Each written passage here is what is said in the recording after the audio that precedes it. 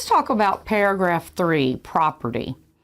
This is what you're actually buying if you're the buyer and what the seller is actually selling. We need to make sure it's defined clearly.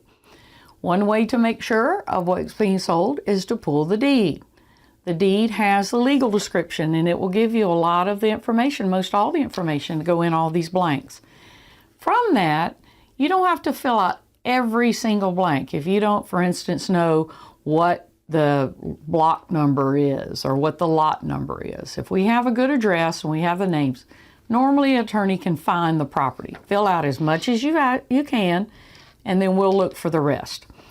But right above all that information is a whole lot of words, and they have a whole lot of pack into them. First one is, or in the middle, it says you'll maintain the property in operable condition, and you'll maintain any personal property that conveys. This means if I'm a buyer and I come look at the seller's house and all these things are working, when I go to closing, I'm going to expect all those things to still be working. I'm not going to expect chandeliers to be missing and cabinets to be gone, or those usually happen just in foreclosures, but I was just giving an example for you. At the very end, it talks, the paragraph about 6 lines long, gives a whole bunch of things that the buyer acknowledges having time to inquire about.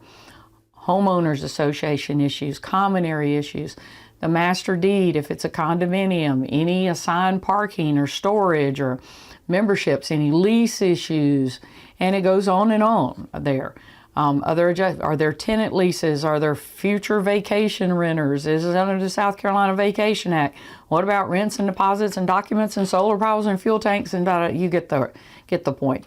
The most important thing to understand here, though, is buyer, you've got to look at all of those things before you do the contract. You can't come and say, I want out of this contract because I didn't know about this certain provision. The contract allocates the duty to you for you to figure that out before you sign the contract.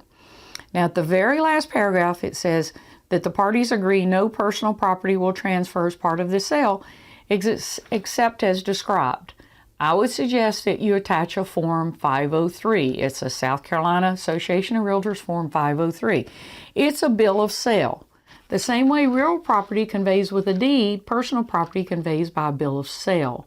And on that, you can list everything that's going, what's staying in the property. Maybe some blinds are staying, or TV what mounted on the wall is staying, or washer and dryers, refrigerators, whatever is personal property. Make sure everybody's on the same page right now about what's leaving when the seller packs up his truck compared to what's there when the buyer looked at the property.